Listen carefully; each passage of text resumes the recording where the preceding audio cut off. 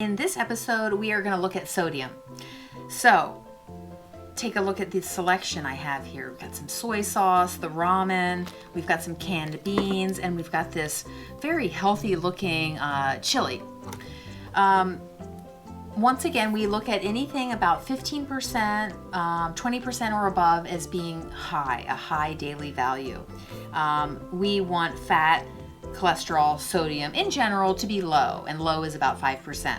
So I want to start with this one because as a sort of category or genre, canned soups or canned chilies, canned beans can be high in sodium.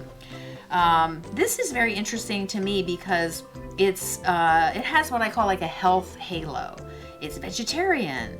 It's for beans. Hey, she told me to eat a lot of beans. This must be a good choice, right?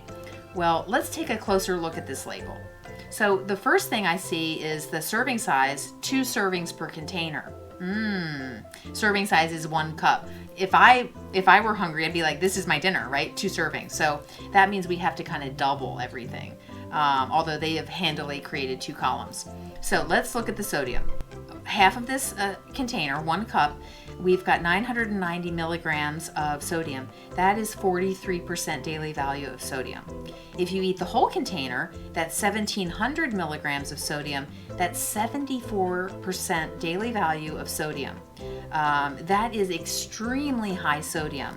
And they use sodium in a product like this to have a good taste, because salt accentuates taste, and also as a preservative. So by nature, canned soups, canned chilies, canned beans can be very high in sodium. We can look at another product which a lot of people like to use on their food, Asian food. Delicious soy sauce is a great flavor. But soy sauce, probably you are aware, can be very high in sodium as well. So the serving size here is 1 tablespoon. Likely we use a lot more than that. And the sodium is 1,010 milligrams per tablespoon, which brings us to 44% daily value of sodium. So we can go light sodium soy sauce. That still cuts it down to just about half. 73% less sodium than soy sauce. So this has 90 grams per teaspoon, and that's 4% daily value. So you can see I have enjoyed this. This is almost gone. And if you are watching your sodium, I'd recommend giving it a try. Let's look at ramen. Let's really look at this and see, okay, how bad is this? I have a feeling it's not a great choice, but so serving size is 1 package, and they have 2 columns, half package and package. So for the sodium, a half a package is 790 milligrams, 34% daily value of sodium.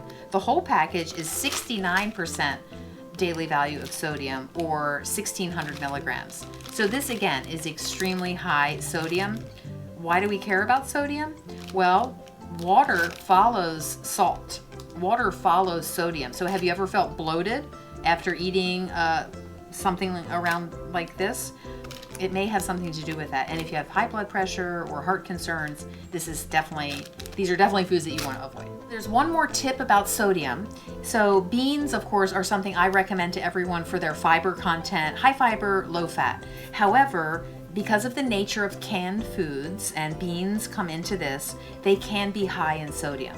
You can make a choice at the grocery store and go for a low sodium version like this. These beans have a 4% daily value per serving of sodium. These beans have a 21% daily value of sodium. So different brands are going to have different levels of sodium.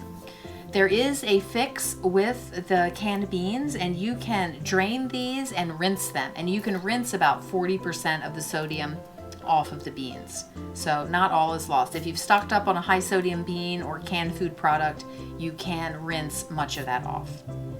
Thanks for listening.